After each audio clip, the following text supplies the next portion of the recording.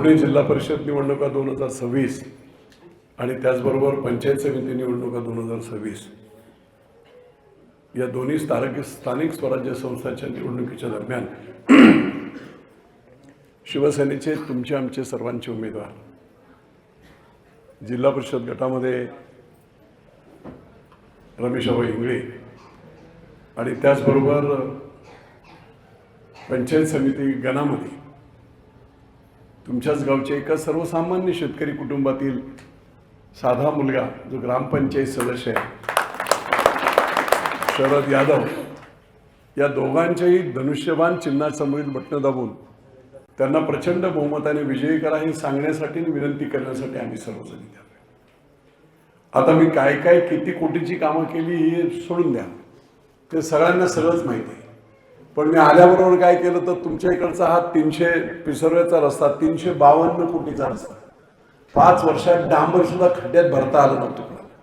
352 कोटीचा हा रस्ता घेतला। संपूर्ण महाराष्ट्राचं कुलदैवत मल्हारी मार्तंड खंडोबा त्याचा विकास आराखडा पास केला। अनेक सरकार आली, मुख्यमंत्री आली, पण कोणी केलं नव्हतं। मी मंत्री असताना तो विकास आराखडा पास केला। दुर्दैवाने मी पडलो, महाविकास आघाडीचं सरकार आलं, 2.5 वर्ष वाया गेली। सुदैवाने एकनाथराव शिंदे मुख्यमंत्री झाले आणि पहिल्याच कॅबिनेटमध्ये खंडोबा देवस्थानचा विकास आराखडा 349 कोटीचा मी मंजूर करून घेतला आणि 109 कोटी घेतले ताबडतोब। सासवडच्या पाणी पुरवठ्यासाठी 143 कोटी, जेजुरीच्या पाणी पुरवठ्यासाठी 78 कोटी रुपये, आल्याबरोबर 7-8 महिन्यात 1100-1200 कोटी रुपये मी आणले। 5 वर्षात त्यांना दमडी आणता आली नव्हती पुरंदर तालुक्यात। आणि मग जरा कल्पना करा की 2009ला विक्रम पुष्करे आमदार झाले नसते तर पुरंदर उपसा पूर्ण झाली असती का? आणि नाही, योजना पूर्ण झाली नसती। त्याचं कारण आहे पिसोऱ्याच्या फाटकाच्या पलीकडे सगळे पाईप पडलेले होते 4-5 वर्ष। एक खाली त्या नदीवर फक्त एक बॅरेजचं काम चालू होतं। मी आमदार झालो आणि डोक्यावर बसून सरकारच्या हंगामा करायचो। मी घाबरायचे मंत्री सुद्धा, काँग्रेस राष्ट्रवादीचे। हे बाबा तुझं काय असेल ते अगोदर सांग, पण विधानसभेत वस्त्रहरण करू नकोस, एवढे घाबरायचे। असे हात जोडायचे, दैवात विधानसभेत असं पण बोलत नाही, बघू एकदम लोकांसाठी लढाई करायचो। आणि म्हणून 400 कोटी रुपये मी मिळवले आणि म्हणून 2012 साली ही योजना पूर्ण झाली। काय अवस्था होती तोपर्यंत? मी स्वतः सकाळी एक वेळ 8-8:30 इकडून जातो। शेतामध्ये जशा दुधाच्या गाड्या होत्या ना तशा पिकअप मला 10-20-25 दिसले, ज्याच्यामध्ये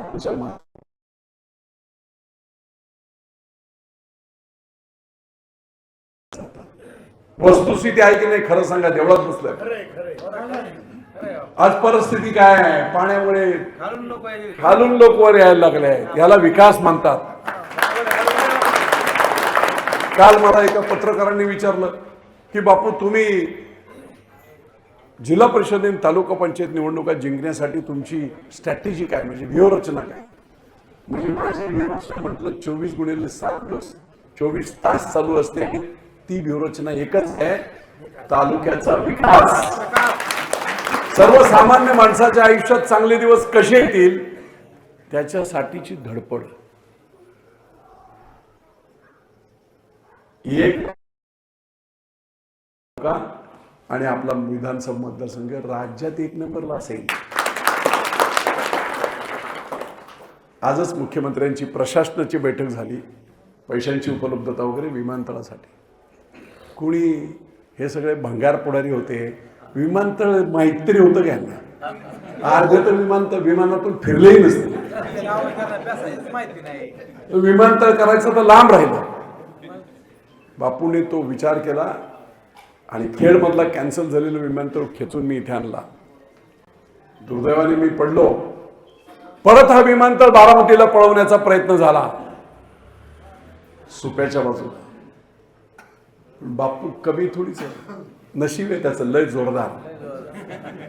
सरकार पडलं, नवीन सरकार आल्याबरोबर एक महिन्याच्या आत परत विमानतळ जागेवर आणलं. मुख्यमंत्र्यांची बैठक झाली 1 महिन्यापूर्वी, 15 दिवसापूर्वी. सगळ्या गावातले शेतकरी होते आणि त्यांनी 2 तास समजून सांगितलं की तुम्हाला पैसे कसे मिळतील, झाडांचे पैसे, गडगडाचे पैसे, भूमिहीनांसाठी काय करणार होतं आपण, सगळं सांगितलं. तरुण पोरांना नोकऱ्या कशा मिळणार, शेतकऱ्यांची ज्यांची जमीन जाते त्याच्या घरातला प्रत्येक पोरगा त्याच्या शिक्षणाप्रमाणे त्याला विमानतळात कायमस्वरूपी नोकरी दिली जाईल. आणि ज्यांच्याकडे शिक्षण कमी असेल 10वी 12वी वगैरे, तर विमानतळामध्ये लोडर असतात, ड्रायव्हर असतात, स्पेशल ट्रेनिंग असते. ते सगळं स्पेशल ट्रेनिंग दिवे ITI मध्ये जी कंपनी विमानतळ बांधते तिला कंपल्सरी सांगून आपली 10वी 9वी शिकलेली पोरंसुद्धा त्यांना व्यवस्थित ट्रेनिंग देऊन त्यांना सुद्धा कामावर घेतलं जाईल. परतावा 15% मिळणार आहे. परतावा म्हणजे 100 गुंठेचं जमीन दिली तर 15 गुंठे त्यांना शेतकऱ्याला आमच्या एरो सिटीमध्ये विमानतळाच्या हद्दीमध्ये 15 गुंठे मिळणार आहे. त्या एका गुंठेची किंमत 1 कोटी रुपये असेल. 1 कोटी. जेवढे जमिनीचे त्याच्या 5 पट पैसे परताव्यातून मिळणार आहे. विजय बाप्पूची अक्कल आहे.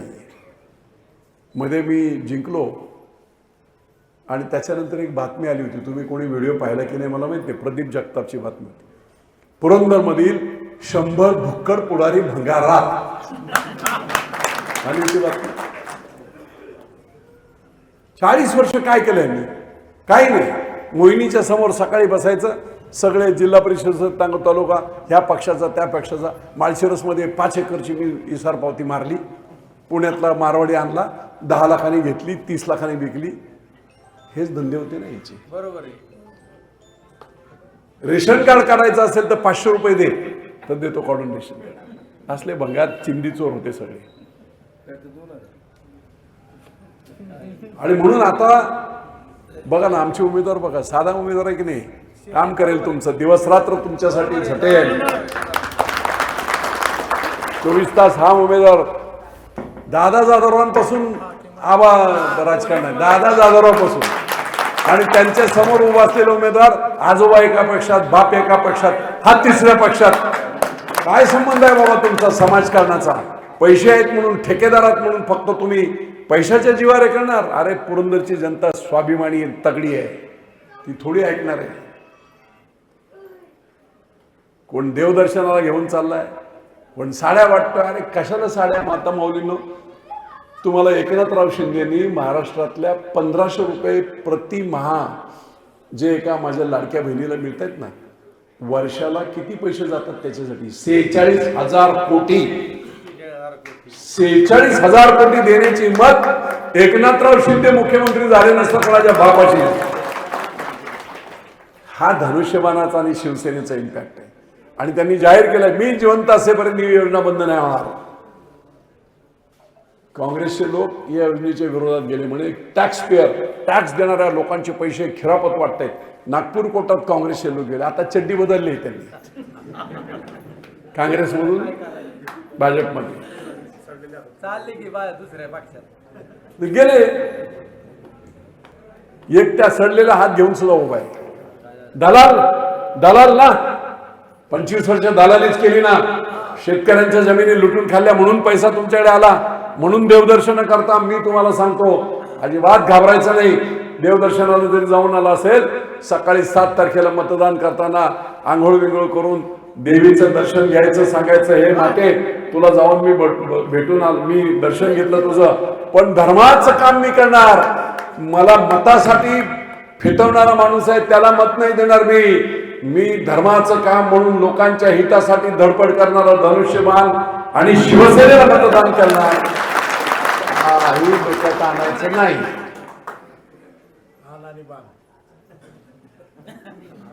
त्यामुळे आता काय लोक काय मोठे मोठे नेते बिते आणायचं चक्कर नाही चालू आहे. विजय बाप्पू आले नसते तर गुंजवणीचं 2 TMC पाणी आहे कोणाला माहित होतं? नेत्यांनाही माहित नव्हतं. मी आल्याबरोबर अभ्यास करत ते पाहिलं, उपोषण केली, माझी किडनी गेली, हरकत नाही. पण मंत्री झालो मी कर्मधर्म सहयोगाने, तुमच्या आशीर्वादाने. 2.5 वर्षाच्या आत 5 TMCचं धरण, जाऊन बघा तुम्ही त्या वेल्ह्यामध्ये, 5 TMCचं धरण मी पूर्ण केलं. पाणी अडवून, दरवाजे लावून 1313 कोटीची पाईपलाईनची ऑर्डर केली. तुम्ही पाईपलाईन जर वरून पहिला कॅनॉल जायचा, कॅनॉल जर गेलं तर काय होतं, कॅनॉलच्या खालच्या बाजूला पाणी देता येतं लोअर लेवलला, वरच्या बाजूला नाही देता येत. मी कॅनॉल कॅन्सल केले. राज्यातली पहिली योजना बंद पाईपलाईनची मी केली. आणि धरण आणि लाभ क्षेत्राचा शेवट राख 300 मीटरचा फरक आहे. त्या पाण्याच्या दाबावर वीज नाही, 24 तास पाणी शेतकऱ्यांना विजेशिवाय उपलब्ध आहे. कांदा लावायला, तुम्ही कांदा लावायला गेला, 40 महिला आल्या, लाईट गेले बोंबला. एक त्यातलं वाचलेलं पाणी, कॅनॉलमधून पाणी नेतो त्यावेळेस 22% पाणी लॉस, इव्हॅपोरेशन होते, बाष्पीभवन होते. जमीन झिरपून 10-15% वाचलेलं पाणी वर दुष्काळी भागात आणलं. मी शिंदेवाडीतून वर आणलं आणि नारायणपूरपासून ते जेजुरी ग्रामीणपर्यंत, करा नदीच्या दक्षिणेकडचा भाग, सुपे, पिंपळं, पोखर, शिवरी, खळद, हा पुढचा सगळा भाग पाण्याखाली आणले आपण. अक्कल लागते म्हणून मी बोललो होते, मगाशी बोलले ते खरं आहे की विधानसभेत मी बोललो होतो, मी दुष्काळात जन्मलो आहे पण दुष्काळात मरणार नाही मी. याला काम म्हणतात आणि याला विकास म्हणतात. पुरंदर उपसाने तुमचं भलं केलं. गावागावात शेतात मी फिरतो तेव्हा 1-1 कोटीचे बंगले मी बघतोय. शेतावर, शेताच्या पैशावर 1-1 कोटीचे बंगले, आनंद वाटतो.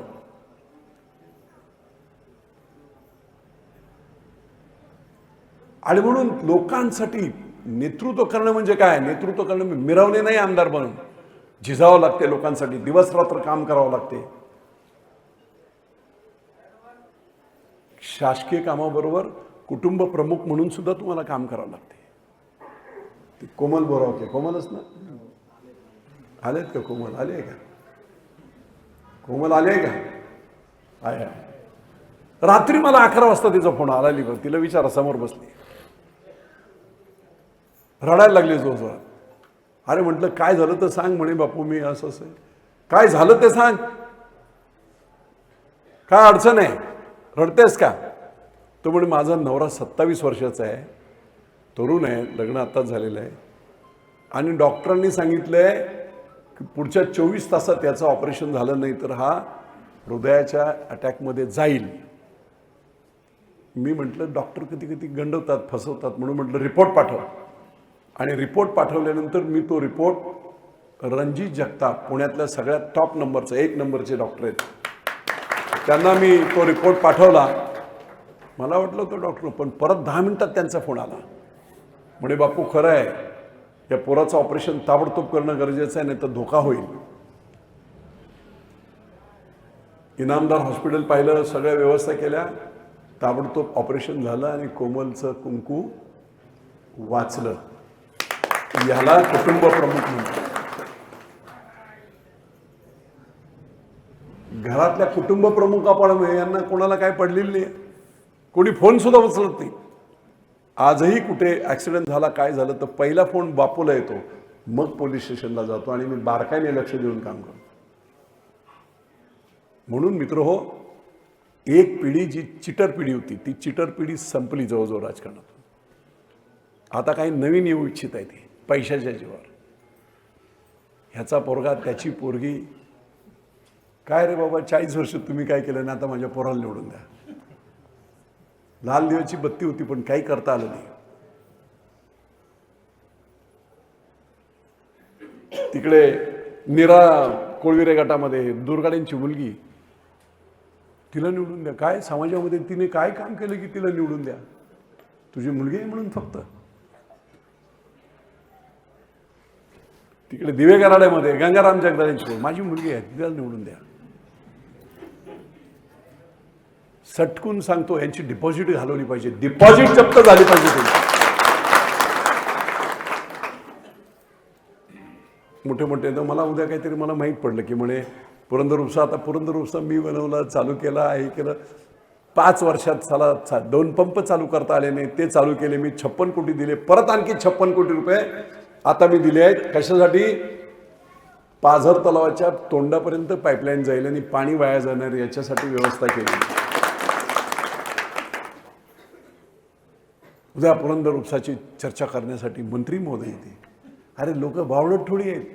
कालपर्यंत 5 वर्षात ज्याला काय करता आलं नाही, लोकांचे ऊस सुकून गेले, त्यांची बाजू घेऊन, कमळाची बाजू घेऊन तू आलास इथे हरकत नाही. आम्ही मुख्यमंत्र्यांना मानतो, आम्ही पंतप्रधानांना मानतो, आम्ही महायुतीतलं भाजपचं सरकार आहे त्याच्यात आम्ही त्यांना मानतो सगळ्यांना. पण ही खालची जी झुरळं आहेत ना, त्याचा फायदा घेऊन ते कमळावर, म्हणून तुम्ही पुण्याचं राजकारण आहे. विजय बापू म्हणजे पुरंदर आणि पुरंदर म्हणजे विजय बापू. अख्ख्या महाराष्ट्रात कुठेही जा, 10 वेळा आमदार झालेल्या लोकांची ओळख नाही, पण विजय बापू ठणकावून अख्ख्या सगळ्या महाराष्ट्रात सगळी. आणि भले भले समजतात की नादी नको लागायला याच्या. कोणाच्याही लोकांसाठी काही करायला तयार असणारा माणूस आहे. आणि म्हणून तुम्हाला गैरसमज करण्यासाठी कदाचित यांच्याच्याने काय होत नाही म्हणून मंत्री महोदय आणतायत असं मी ऐकलं. बाबा नाही नाही, अरे तिकडून आता राज्याचा मंत्री उद्या काहीतरी येतोय काय मिटिंगला असं मी ऐकलं. हे मंत्री कसे बनणार आहे? मंत्री बापू बनणार आहे पुढचा. स्वतःसाठी नाही, लोकांसाठी. आणि म्हणून मित्रो, अजिबात गैरसमज करून घेऊ नका, घाबरू नका. कोणी पैसे देईल, कोणी साड्या वाटेल, कोणी काय करेल, कोणी दर्शनाला घेऊन गेला, हे सगळे स्वार्थासाठी आणि मतांसाठीच केलंय ना. अशा नालायक लोकांना उलट धडा असा शिकवला पाहिजे की परत कुणी अशा भानगडीत पडलं नाही पाहिजे. आणि करायचं ते निवडणुका नसतील तेव्हा करा ना. तुम्हाला जास्त इच्छा आहे तर निवडणुका नसतील ना तेव्हा करा. आता ह्या निवडणुका संपल्यावर 3-3.5 वर्ष निवडणुका नाहीत, ह्या सगळ्या जाऊन द्या. खरोखर प्रामाणिकपणे करा ना, काय हरकत. निवडणुका नसतील तेव्हा फिरव ना देवाला, मग बघता येईल काय करायचं. बरोबर आहे. त्यामुळे ही सगळी गंडवागंडवी करणारे जे लोक आहेत ना, ह्यांना सगळं संपवा. आणि तुमच्या आमच्यातली माणसं आहेत तिकडे बघा. राजू शेठ झेंडे 24 तास लोकांच्या संपर्कात राहणारा माणूस, दिवस रात्र, तो जिल्हा परिषद तिकडे आहे. विशाल रावडे करून गारड्याचं पोरग आहे, ग्रामपंचायत सदस्य आहेत, दिवस रात्र लोकांमध्ये झटते. 2 त्यांनी मोठे मोठे तलाव माझ्याकडून करून घेतले, 2 कोटीचे. दोन्ही गावं टाक्याचा धरा आणि आणखी एक 2 मोठे 30 MCFTचे तलाव करून घेतले. दोन्ही गावांचं कल्याण झालं, बागायत झालं सगळं. तुम्ही इकडे आलात, आबा आहेत, 25 वर्ष समाजकारणात आहे. पैसा आहे म्हणून काल उठून लगेच आला असं नाही, 25 वर्ष समाजकारण. शरद शिवसेनेचं 2008 पासून माझ्या खांद्याला खांदा देऊन काम करणारे संतोष असेल, शरद असेल, राजू गडरे असतील, ही सगळी मंडळी खांद्याला खांदा लावून काम करणारी मंडळी, त्यांच्यातलं एक दिलं. आता एकालाच देऊ शकतो, सगळ्यांना नाही देऊ शकतो. इच्छा 5 जणांची नाही, 5 जणांची होती, पण आता काय करू, एकाला कोणाला तरी दिलं पाहिजे. पुढच्या वेळेस दुसरी संधी, आणखी काय विशेष संधी. सामान्य माणूस हाच केंद्रबिंदू. मोठी माणसं करायची सर्वसामान्य घरातली, हे बाळासाहेबांचं स्वप्न होतं. म्हणून विजय शिवतारे सारखा गाईच्या गोठ्यात आणि उपाशाहीच्या पोटी जन्म घेतलेला माणूस मंत्री झाला, बाळासाहेबांच्या आशीर्वादाने, शिवसेनेच्या आशीर्वादाने. आणि म्हणून कोणी काय गैरसमज करायला जाईल. कोणी येऊन बोलेल आता 24 तास मी पाणी देऊ, पहिलं बोलायचं मग 5 वर्ष का नाही दिलं. अरे 5 वर्ष का नाही दिलं ते सांग.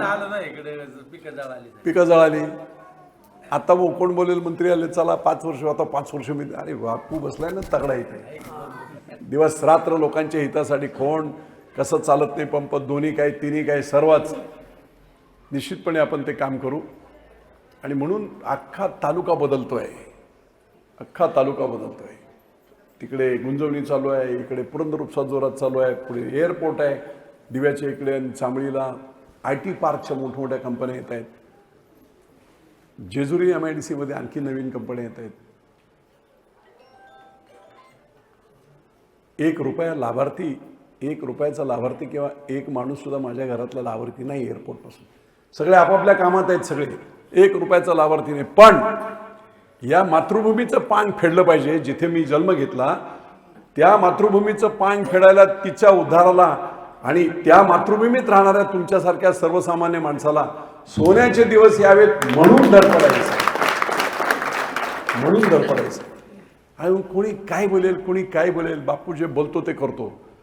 फापाट पसार किंवा काही एक शब्द सुद्धा माझा खोटा नसतो कुठचाही. आणि म्हणून त्यांच्याकडे विषयच नाही ना. भाजपकडे विषय आहेत. भाजप म्हणजे आता ठीक आहे, भाजप म्हणजे झुरळ कंपनी. भाजप आहेत, मुख्यमंत्री वगैरे माझी चांगली मैत्री आहे, सगळं व्यवस्थित. काँग्रेस संपलेली आहे, तरी काय मिळत नाही कुठेच म्हणून हात घेऊन उभा राहिला हा दलाल, जमिनीचा दलाल. तिसरा कोणतं कामठी करू नये तोही दलाल. बघा ना, हे सगळे लढणारे कोण आहेत? हे हा इंग्लिश कॉन्ट्रॅक्टर, ठेकेदार. अरे सर्वसामान्य माणसाची काय नाळ आहे तुमची? आणि म्हणून मित्रो, एकदम ताकदीने सगळ्यांनी 7 तारखेला परफेक्ट मतदान करायचं. बापूसारखा पहाडासारखा माणूस तुमच्या पाठीमागे कुटुंब प्रमुख उभा आहे. कोणाची हिंमत नाही, दाद नाही, कोणी जरासुद्धा कोणाची खोकायची सुद्धा हिंमत नाही. खोकला तर काय झालं तर ते बापू दवा करतो सगळ्यांच्या बरोबर.